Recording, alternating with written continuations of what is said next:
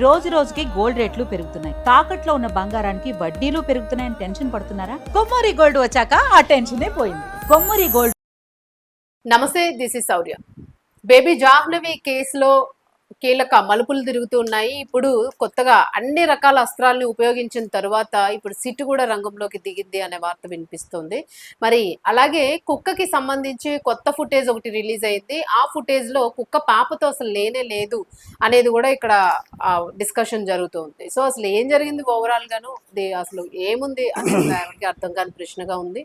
ఒకసారి మనం మాట్లాడదాం. మనతో పాటు సీనియర్ జర్నలిస్ట్ దాము బాలాజీ గారు ఉన్నారు. సార్ నమస్తే. సార్ బేబీ జాహ్నవి కేసులోన ఉన్న అప్డేట్, అంటే డే బై డే అప్డేట్ వస్తున్నా కూడా ఏది కూడా మనకి ఇంకా ఒక కన్క్లూజన్ రాలేదు. సో ఇప్పుడేమో కొత్తగా సిట్ విచారణ, అలాగే కుక్క కూడా పాపతో లేదు అని కొత్త ఫుటేజ్. సో ఇవన్నీ కూడా ఎటువైపు తీసుకెళ్తున్నాయి అనుకోవచ్చు కేసుని మరలా? ఈ రోజుకి ఎగ్జాక్ట్ గా 2 weeks అయిపోయింది. ఎందుకంటే 6th జరిగింది, ఆ రోజు కూడా శనివారం. సో ఈరోజు 20th, ఎగ్జాక్ట్ గా 2 weeks అయింది. 2 weeks అయినా కూడా ఇప్పటి వరకు క్లారిటీ అయితే లేదు. అంటే అసలు జంతువులు తీసుకెళ్ళాయి అనే దానికి ఎటువంటి ప్రూఫ్స్ లేవు. ఎందుకంటే దాదాపు 200 నుంచి 400 మంది వెతుకుతున్నారు. ఇప్పటి వరకు జంతువులు ఏమన్నా తీసుకొని ఉంటే బట్టలు కానీ, ఆ అమ్మాయి పట్టీలు కానీ ఇవన్నీ ఎక్కడో చోట దొరికేవి. తర్వాత లాక్కుపోయిన ఆనవాళ్ళు ఉండేవి, బ్లడ్ ఉండేది, హెయిర్ ఉండేది, అవన్నీ ఉండేవి. కాబట్టి అది కనిపించలేదు. అట్లాగే కొండ చెలువ లాంటిది అటాక్ చేసినా కూడా ఆనవాళ్ళు దొరికేవి. ఇక నెక్స్ట్ వచ్చి ఎవరైనా ఎత్తుకొని వెళ్ళి ఉండాలి. ఎత్తుకొని వెళ్తే కూడా వీళ్ళు పోలీసులు చాలా సీరియస్గానే, అంటే అక్కడున్న ఫోన్ డంపు అవన్నీ చూస్తారు. చుట్టుపక్కల విలేజ్లో ప్రతి ఇంటింటికి వెళ్ళి వెతికారు. ఆ టైంకి ఎవరైనా మిస్ అయ్యారా విలేజ్లో అని వాళ్ళ అనుమానితులంతా పిలిపించి విచారించారు. అట్లాగే అక్కడ ఇవి కొంతమంది గాంజా బ్యాచ్ ఉంటే వాళ్ళని పట్టుకొని విచారించారు. కూలీలు వచ్చి ఉంటే వాళ్ళని విచారించారు. తర్వాత అక్కడ ఈ జీడి పిక్కలు ఏరుకునే వాళ్ళని విచారించారు. సీసీటీవీలని పరిశీలించారు. ఇట్లా అంటే టెక్నికల్గాను, ట్రెడిషనల్ పద్ధతిలోనూ అన్ని రకాలుగాను చూశారు. సో ఇది మిస్టరీగా మిగిలిపోయింది. ఇప్పుడు ఏంటంటే కొత్త ఫుటేజ్ వచ్చి మరింత కన్ఫ్యూజ్ చేస్తుంది. సీసీటీవీ ఫుటేజ్ కొత్తగా వచ్చింది. అందులో ఏముందంటే 12:42 మెయిన్ రోడ్లో ఈ కుక్క ఒకసారి ఇట్లా బయటికి రోడ్డు మీదకి వస్తుంది, వెక్కలేదు, వస్తే మళ్ళీ వెళ్ళిపోయి మళ్ళీ ఖాళీ పడినాక వచ్చి పక్కకి వెళ్ళిపోయింది. అంటే మెయిన్ రోడ్లో 12:42కు కుక్క ఉంది అనేది ఇప్పుడు ఇదైంది. మామూలుగా ఇప్పటి వరకు ఉన్న అందరికి ఉన్న అభిప్రాయం ఏంటంటే కుక్క అరౌండ్ 12:10 ఆ టైంలో ఒక అతనికి కుక్క పాప కనిపించారు కంచి దగ్గర. అతను వచ్చి వేరే కుర్రాళ్ళకి చెప్పారు, ఆ కుర్రాళ్ళు వచ్చి వీళ్ళకి చెప్పారు. ఇది ఇప్పుడుకున్న సీక్వెన్స్. కానీ మరి 12:20 ఆ ప్రాంతంలో అతనికి కుక్క కనిపిస్తే 12:42కి కుక్క మెయిన్ రోడ్డుకి ఎందుకు వచ్చింది పాపను వదిలేసి? అంటే అక్కడే ఏదన్నా జరిగిందా? ఆ టైంలోనే పాపను ఎవరైనా ఎత్తుకుపోయి కుక్కని కొట్టడమో ఏమైనా చేస్తే అది ఇట్లా పారిపోయి వచ్చిందా? లేకపోతే ఏమైనా జంతువు అటాక్ చేస్తే కుక్క భయపడి పారిపోయి వచ్చిందా? అంటే మామూలుగా అయితే కుక్క పాపుతో ఉండాలి, లేదు వాళ్ళ ఇంటికి వెళ్ళాలి. ఈ రెండు కాకుండా మెయిన్ రోడ్డుకి వచ్చి, అంటే అది ఏదో సమ్ అలజడిగా మెయిన్ రోడ్డు మీదకి వచ్చేసి వెళ్ళిపోయినట్టుగా కంగారుగా ఉంది. సో దీన్ని బట్టి ఏమర్థం అవుతుందంటే 10 నిమిషాల గ్యాప్లోనే ఏదో జరిగింది. ఎందుకంటే కుక్క అక్కడి నుంచి రావడానికి కూడా కొంత టైం పడుతుంది మెయిన్ రోడ్డుకి రావడానికి. సో ఒక 10 minutes గ్యాప్లో ఏదో జరిగింది, అప్పుడే జరిగిపోయింది, తర్వాత లేదు. ఎందుకంటే ఆ లోపల వీళ్ళు కూడా జనం సెర్చింగ్ కూడా ప్రారంభించారు. సో అక్కడ లోపల ఏం జరిగింది, ఎవరైనా తీసుకెళ్ళి ఉంటే కూడా దూరం వెళ్ళే అవకాశం లేదు ఆ టైంలో. అంటే 10-20 నిమిషాల్లో ఎంత దూరం వెళ్తారు? సో అది ఏమైంది అనేది వెళ్ళినా సీసీటీవీలో ఎక్కడో చోట కనబడాలి. ఎందుకంటే మొత్తం సీసీటీవీలు అంతా గాలించారు. దాదాపు 5,000 ఫోన్లని వాళ్ళు కాల్ రికార్డ్స్ పరిశీలించారు. అక్కడ సెల్ టవర్ దీంట్లో కాల్ డంప్ అంటారు, ఆ డంప్స్ని అంతా కూడా పరిశీలించారు. ఇంత పెద్ద ఎత్తున చేస్తున్నా కూడా ఏమైంది ఇప్పుడు పాప అనేది. అందువల్ల ఈ కొత్త ఫుటేజ్ వచ్చి నాకు అర్థమైంది ఏమంటే ఇప్పటివరకు కుక్క పాపతోనే ఉందనుకున్నారు. ఇప్పుడు కుక్క అప్పుడే బయటకు వచ్చేసి మళ్ళీ ఎక్కడికి వెళ్ళింది 3 రోజులు అనేది కూడా ఇప్పుడు పెద్ద మిస్టరీగా మారిపోయింది. మామూలుగా అయితే వాళ్ళ ఇంటికి రావాలి, 3 రోజుల తర్వాత కుక్క ఇంటికి వచ్చింది. కానీ అప్పటికప్పుడు కుక్క భయపడి పారిపోయి మెయిన్ రోడ్లో కనబడి ఆ తర్వాత ఇంకా పాపతో కుక్క లేదనేది క్లారిటీ వచ్చేసింది. సో కుక్క ఎక్కడికి పోయింది? 3-4 రోజులు ఎవరి దగ్గర ఉన్నది, ఎక్కడికి పోయింది అనేది ఇప్పుడు అదొక మిస్టరీగా మిగిలిపోయింది. ఎందుకంటే కుక్క చనిపోయిన దానికి కారణం ఏంటనేది ఇప్పటి వరకు పోలీసులు ప్రకటించలేదు. అంటే పోస్ట్ మార్టం రిపోర్ట్ వచ్చింది కానీ దాన్ని ఇదంతా టాక్సికాలజీకి అండ్ ఫోరెన్సిక్ సైన్స్ ల్యాబ్కి పంపించారు. మనం మామూలుగా చాలా కేసుల్లో చెప్పుకుంటాము, ఫోరెన్సిక్ సైన్స్ ల్యాబ్కి పంపిస్తే ఇంకా కేసు మటాష్. అది ఎప్పుడు వస్తుందో ఎవడికి తెలియదు. దాని తర్వాత డీటెయిల్స్ ఏం చెప్పరు, ఫోరెన్సిక్ ల్యాబ్లో ఏమొచ్చిందో ఎవరు ప్రకటించరు. ప్రతి కేసులోనూ క్రైమ్ కేసులో మనకి ఇలాగా కనబడుతుంది. అంటే ఇక్కడ బిఎన్ఎస్ కొత్త చట్టం 2023లో వచ్చినప్పుడు హోంమంత్రి అమిత్ షా ఏం చెప్పాడంటే ఎవరీ డిస్టిక్కి 2 ఫోరెన్సిక్ సైన్స్ ల్యాబులు పెడతాము అని చెప్పారు. కానీ ఇప్పటికి కూడా అదేమీ జరగలేదు. ఆల్రెడీ 3 ఏళ్ళు అయిపోయింది. సో అందువల్ల ఏమవుతుందంటే ఎక్కడో వైజాగ్లోనో హైదరాబాద్లో ఎక్కడో ఒకటి ఉంటాయి. వాళ్ళకి ఎంత స్టాఫ్ ఉన్నారు, ఎంత ఉందో మనకు తెలియదు.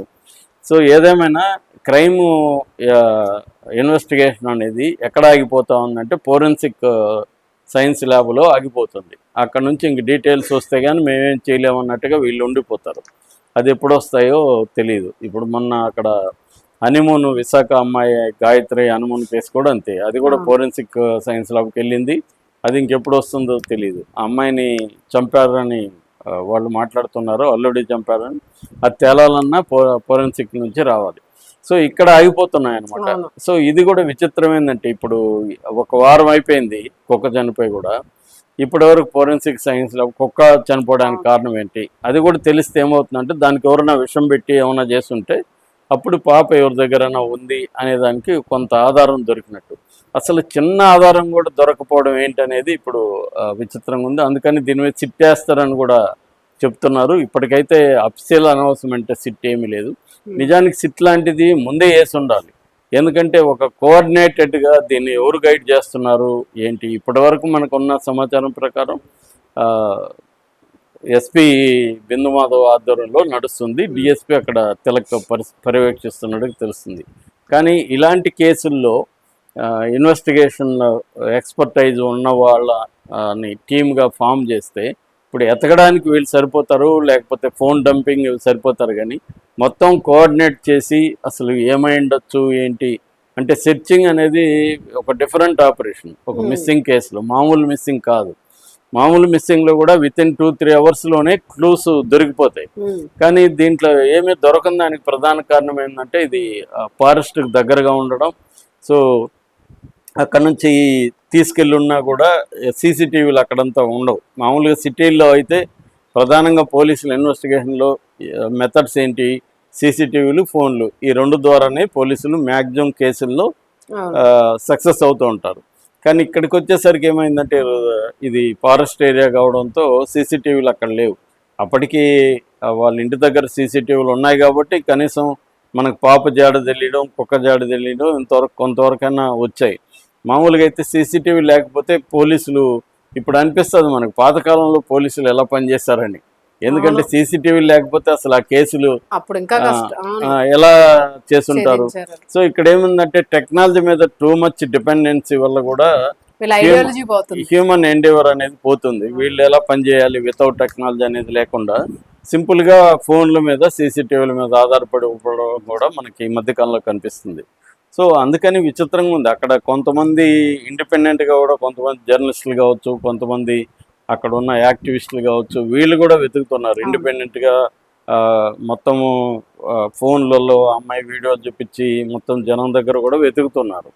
కానీ ఎక్కడ ఎవరికి కనిపించకపోవడం మిస్టరీగానే ఉంది. ఎందుకంటే పాపం తీసుకెళ్ళినా అక్కడ ఎవరికో ఒకరికి కనిపించాలి. ఎందుకంటే బస్ ఎక్కాలి, లేదా వెహికల్లో తీసుకెళ్ళాలి, నడిచి తీసుకెళ్ళినా కనిపించాలి.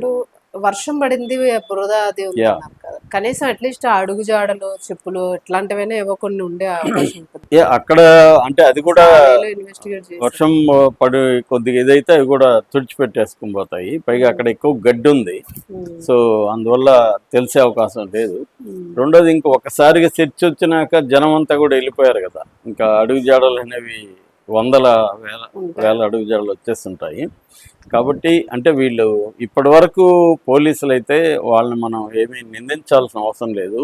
వాళ్ళు మ్యాక్సిమం వాళ్ళకున్న మెథడ్స్, నాలెడ్జ్ అన్నీ ఉపయోగించి చేస్తున్నారు. ఫారెస్ట్ వాళ్ళు కూడా ట్రాప్ కెమెరాలు పెట్టారు, థర్మల్ డ్రోన్స్ ఉపయోగించారు, అన్ని యాంగిల్స్లోనూ చూస్తున్నారు, అయినా కూడా దొరకలేదు. మామూలుగా మనం హాలీవుడ్ సినిమాల్లో చాలా వాటిలో ఇలాంటివి ఉంటాయి. సెర్చింగ్ ఫైనల్గా కూడా ఎన్ని రోజులకి దొరకపోవడం అనేది చాలా కేసుల్లో ఉంటుంది. మిస్సింగ్ కేసులు జనరల్గా ఏంటంటే చాలా మిస్సింగ్ కేసులు ఎప్పటికీ దొరకరు, వాళ్ళు ఏమయ్యారో ఎప్పటికీ తెలియదు. అలాగా ఉండిపోయిన కేసులు చాలా ఉన్నాయి. ఇది కూడా అలాగా మిగిలిపోతుందా, కనీసం జాడ తెలుస్తుందా, ఏదో ఒక ముగింపు తెలిస్తే ఫ్యామిలీకి ఒక ఊరట అనేది ఉంటుంది. లేదంటే పాప ఉందనే వాళ్ళు నమ్మడానికే ఎక్కువ మొగ్గు చూపిస్తారు, ఎక్కడో ఉందని. అది ఇంకా తెలుస్తూ ఉంటుంది. సో కన్క్లూజన్ రాకుండా పోయింది. అందుకని ఇప్పుడు సిట్ ఏమన్నా వేస్తే కోఆర్డినేటెడ్గా జరుగుతుందా, ఎందుకంటే 2 వీక్స్గా దొరకంది, ఇంకా ఎంతకాలం వెతుకుతారు? ఎతకడం అంటే ఏంటి, అక్కడక్కడే తిరగడమే, ఇంకా వేరే ఏమీ లేదు. ఎంత తిరిగినా ఇంకా అదే పరిస్థితి. ఇప్పుడు సిఐడి డిపార్ట్మెంట్ ఏమైనా చేస్తుందా దీంట్లో? ఇప్పటి వరకు అయితే సిఐడి లేదండి, only national disaster response team, తర్వాత state disaster response, forest department, ఈ drone team, dog squad, local పోలీసులు, హోమ్ గార్డులు, వీళ్ళు ఇప్పటి వరకు చేస్తున్నారు. సిఐడి కానీ లేకపోతే అంటే అదే స్పెషల్ ఇన్వెస్టిగేటివ్ టీము చేస్తుంటే ఇంకొంత బెటర్గా ఉండేది. ఇప్పుడు అది చేయాలని అంటున్నారని చెప్తున్నారు. చేస్తారు లేకపోతే వదిలేస్తారని చూడాలి. Thank you.